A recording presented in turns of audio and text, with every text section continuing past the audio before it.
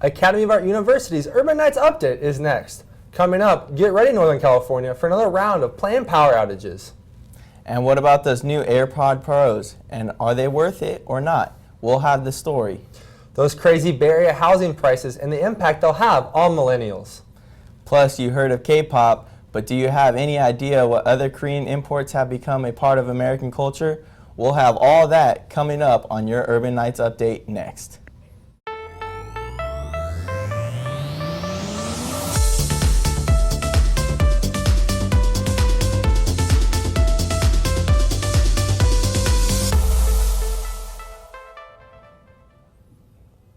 Hello, and welcome to Academy of Art University's Urban Nights Update. I'm Galen Manhard. Thomas Delgadillo is sitting in with me, and here's what's happening. The law is coming after Juul. This week, the California Attorney General Xavier Becerra announced that his office is now suing the e-cigarette company, claiming that they illegally targeted kids with their advertising campaign. They also claim that Juul failed to verify the age of their customers, then kept the information of minors in order to target them with marketing material. California joins 6 other states that are also suing Juul for these practices. Well, it finally happened. The vaping deaths you read about have finally hit close to home. The San Francisco Bay Area just reported their first death in connection to vaping. The 40-year-old victim only started vaping 6 months ago. Across the country, there have now been over 4,000 cases of vaping-related illness and 40 deaths. The California Department of Health has asked everyone to stop vaping until a full investigation can be completed. Apple outs vaping. After the Center for Disease Control and Prevention reported last week, Apple has decided to remove all 181 apps that are related to vaping. For the Apple users who already have these apps, you will be able to continue using them and download them on new devices with your Apple account. The goal for Apple is to keep the Apple App Store as a trusted place to download apps. There was some positive news in that CDC report last week. Cigarette smoking dropped to an all-time low among American adults in 2018. Just 13.7% of the U.S. adults smoked a cigarette. Since the first report warned of the health implications of smoking over 50 years ago, cigarette smoking has gone down about 2/3. The goal for the CDC is to see a day where there is no more tobacco-related diseases and deaths in the U.S. PG&E is back at it again. The company announced that because of high wind predictions and dry weather conditions, there are more scheduled power outages. They will affect over 900,000 people over 25 counties. They are scheduled to begin on November 20th and only go through the 21st, but it is subject to change depending on the weather. For locals, these outages are becoming all too familiar, but hopefully the outages are not going to last as long as the ones from October. PG&E maintains that the need to shut the power lines down to prevent downed power lines from causing fires. These planned power outages could continue for many years, according to PG&E, and that's pushing many people into trying to figure out a backup plan. Ryan Gamboa visits one Northern California community that's discovered the cost of alternative power isn't easy to afford. The quiet farming community of Red Bluff, California is one of the many cities affected by PG&E's mandatory power outages. Residents like David Gamboa struggled to find stores that had enough backup generators in stock. We ended up finding a generator in our local Home Depot, but we had searched around in the Bay Area and Vacaville area, and we couldn't find one. And we were lucky enough that Home Depot in our town had gotten a new shipment in because they were preparing for another shutdown. So we bought ours, and the second round of shutdowns happened, and we were fortunate enough to power our refrigerator and freezer. We would unhook it and watch TV for a couple hours, but other than that, we had no lights, no power. The average cost of a 3,500 watt generator runs about $650, which will only power a fraction of a home. That cost does not account for fuel, extension cords, and standard maintenance supplies. Red Bluff, with a median household income of $31,000 and a poverty rate of 25.3%, according to DataUSA.com, buying a generator for many Red Bluff residents may be out of the picture.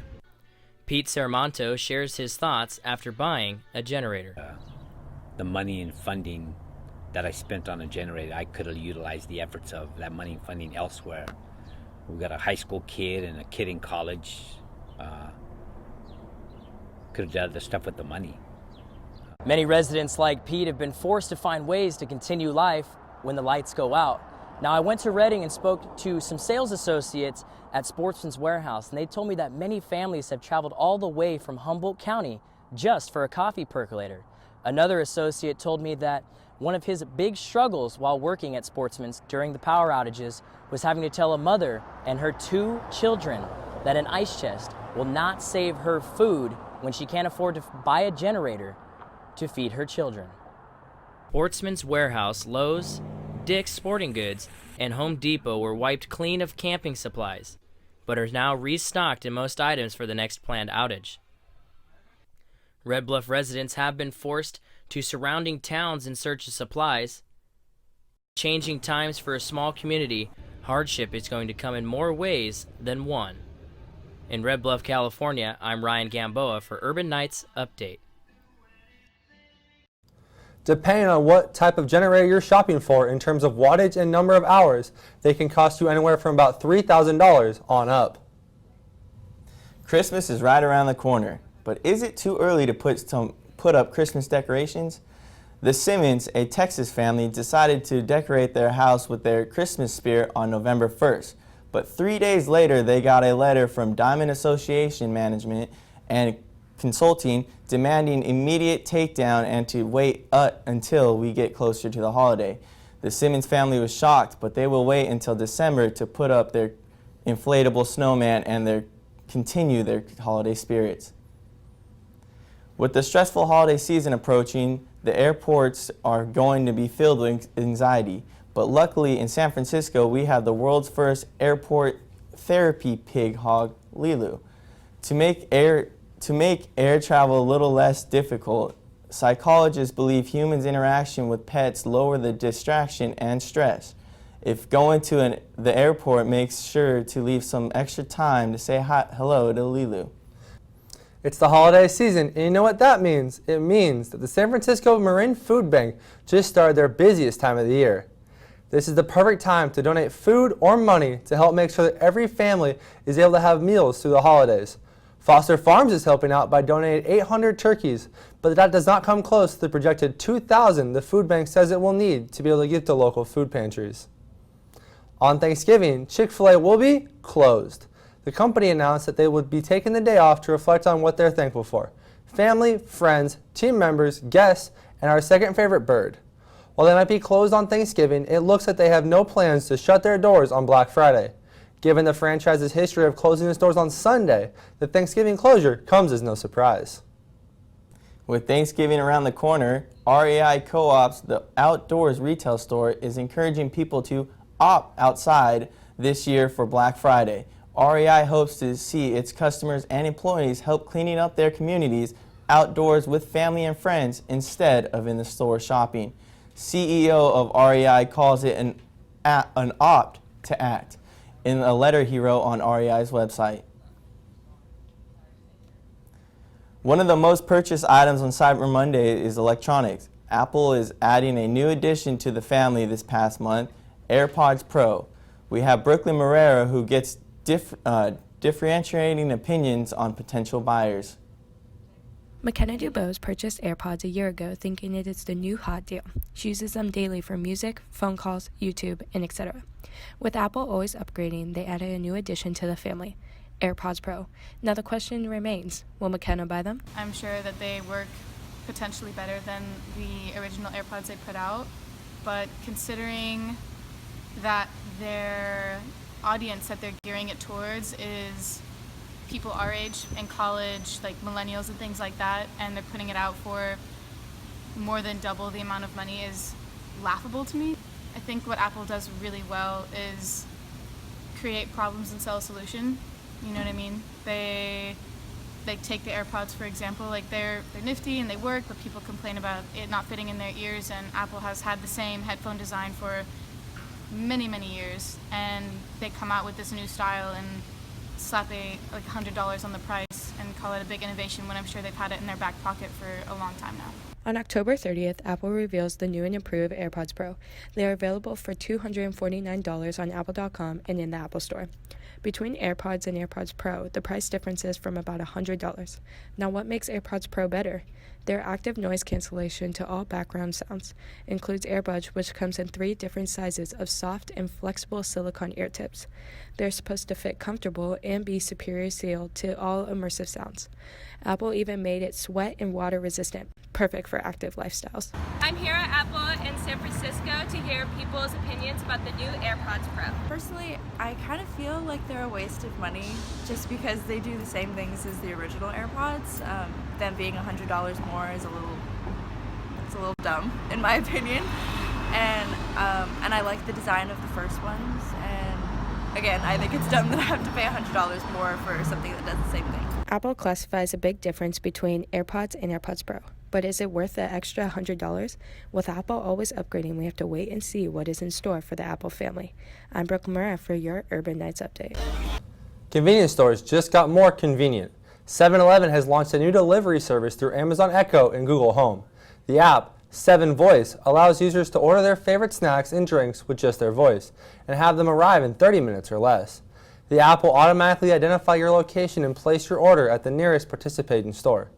There's a $3.99 delivery fee attached to all orders though, although your first one is free. Are you angry? Do you need somewhere to take out your frustration?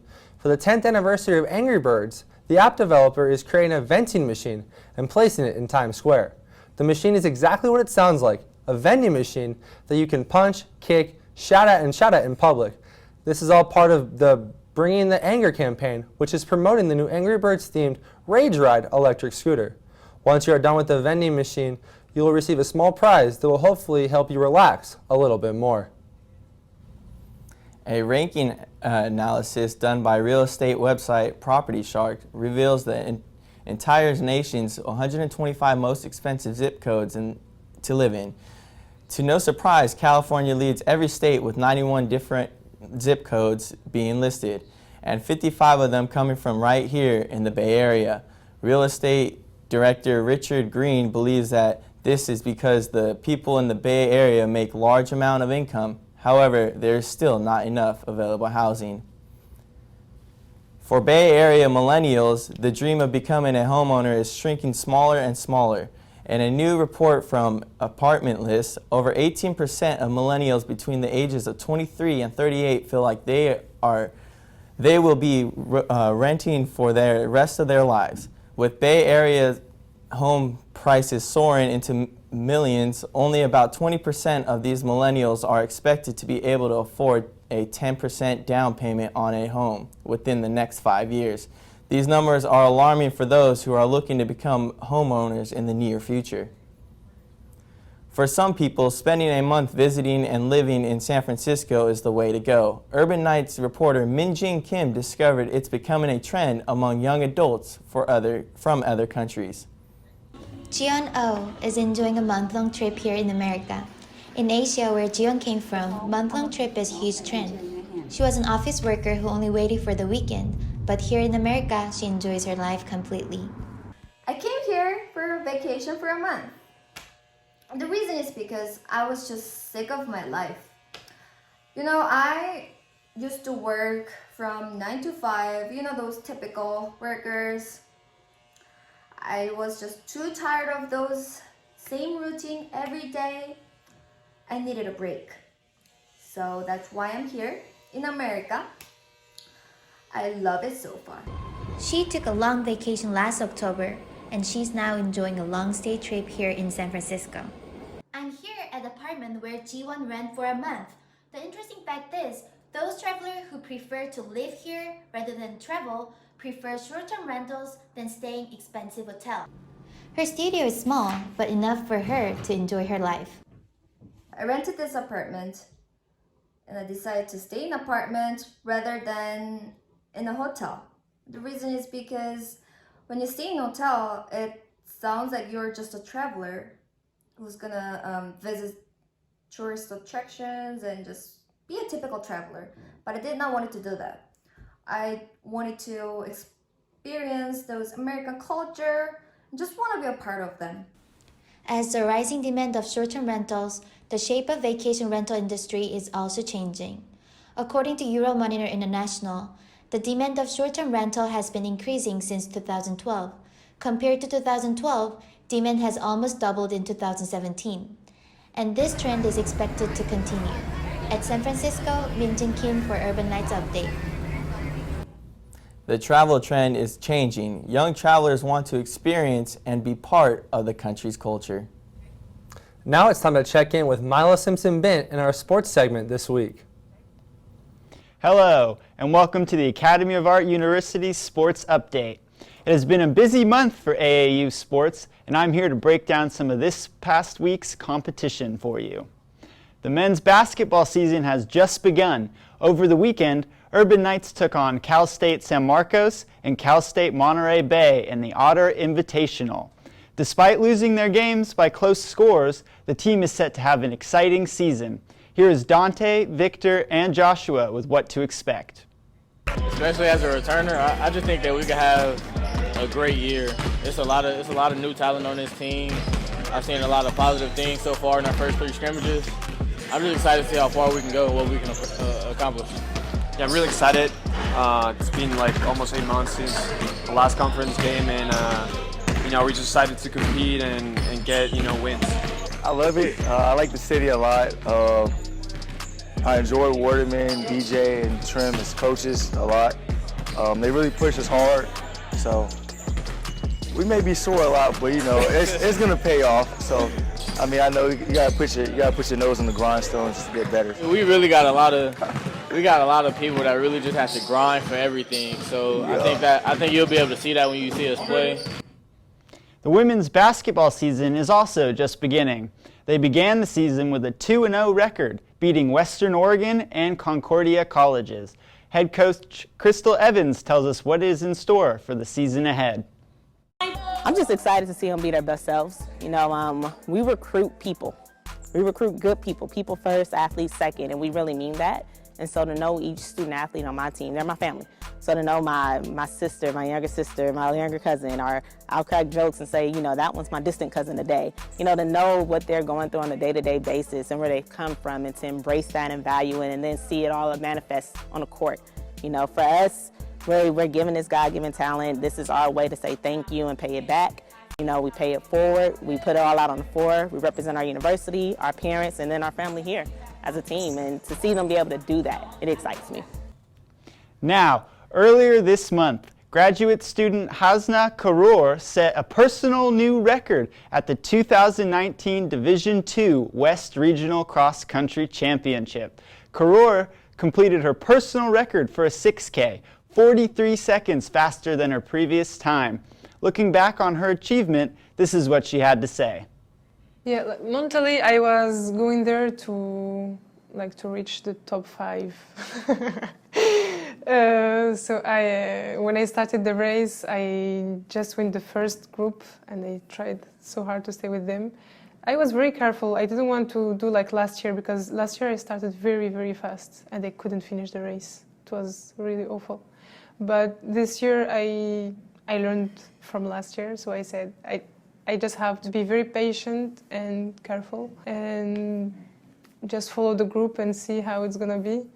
Yeah, I was feeling like very good, I had like very good sensation, and I knew I was in shape, so I could follow the group. I was following the first group, and I had really bad and hard time in the last 2K. Karor's next race will be on November 23rd in Sacramento. Well, that is all the time we have today. Thank you for tuning in to this Academy of Art Sports Update. I'm Milo Simpson-Bent, and back to you.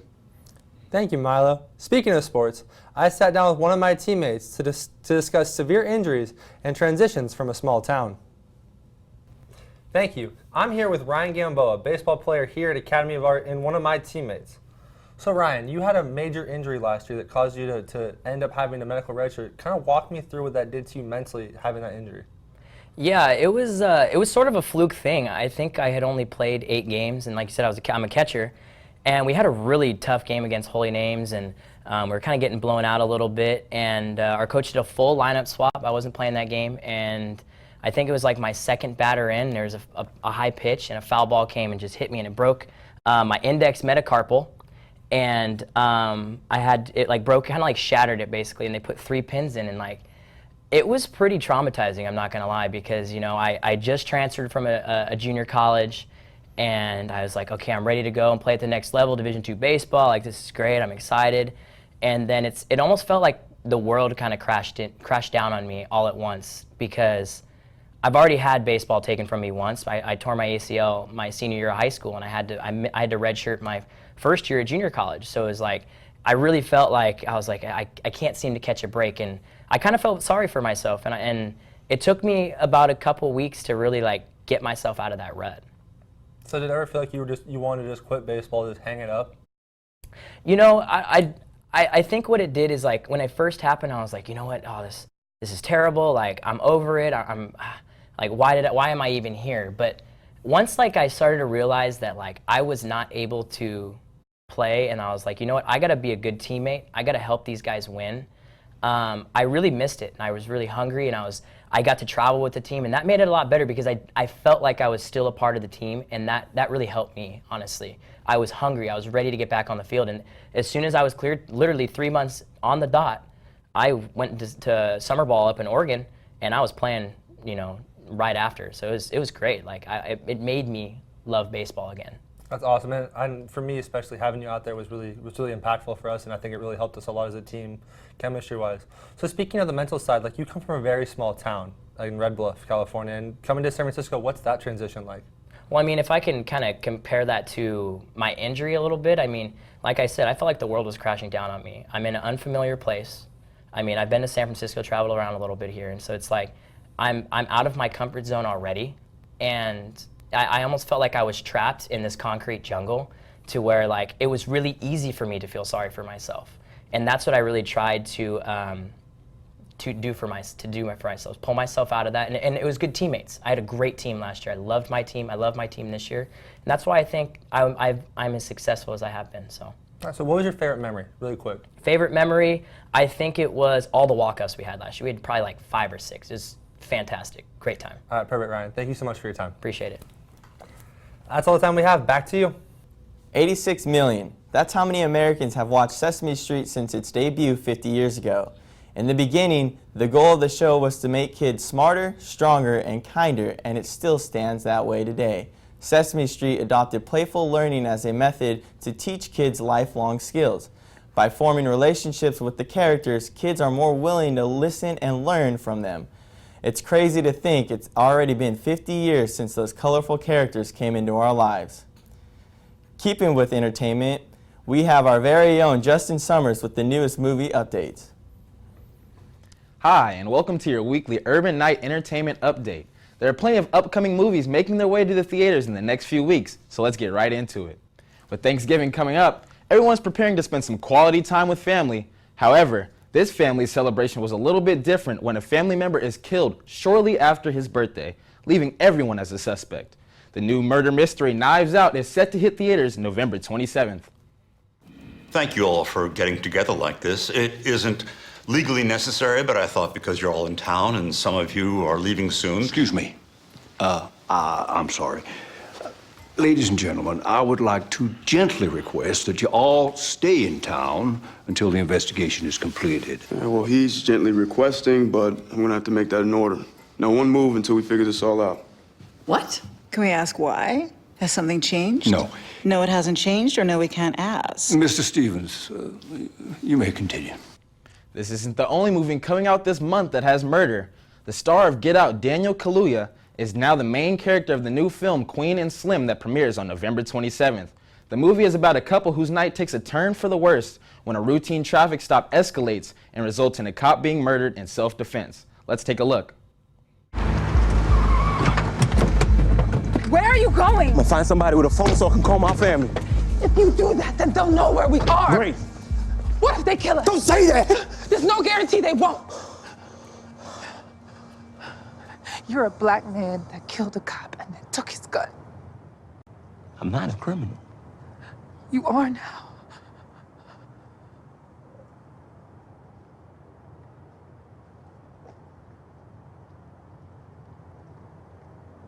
I just want to go home.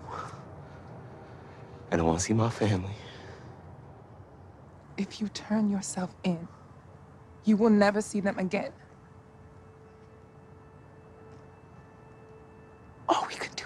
forward. There is nothing back there for us.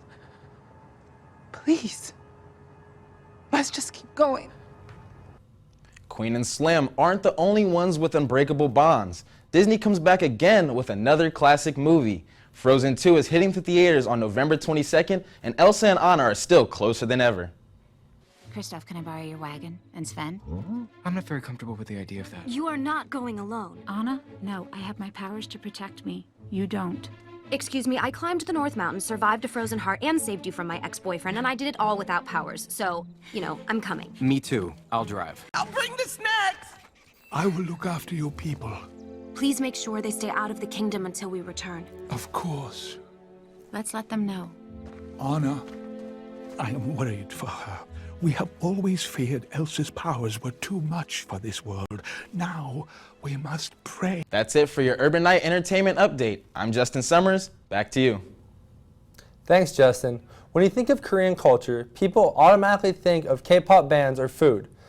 But as Andy Choi tells us, there's a whole lot more Korean imports that have made their way into American culture than you might think.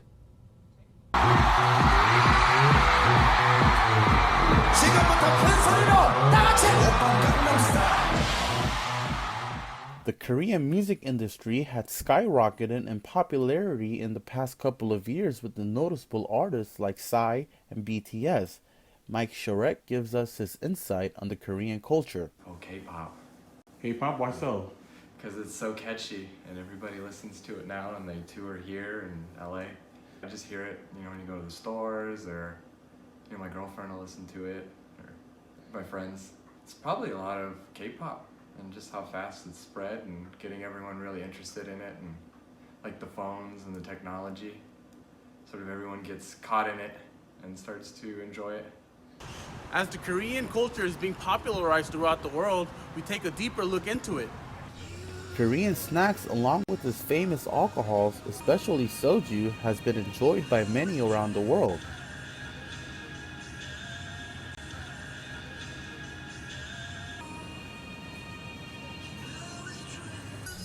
Don't forget about the beauty products that the K-pop stars are promoting for better skincare. Here is Peter Kim on why he thinks the culture is being recognized more. Definitely because of the K-pop culture, and because of that, I think people have more influence in the food. Kind of trigger like a domino effect into people just being more aware and more involved in Korean culture and also Korean food. Reporting from San Francisco, my name was Andy J. Choi for Urban Nights Updates.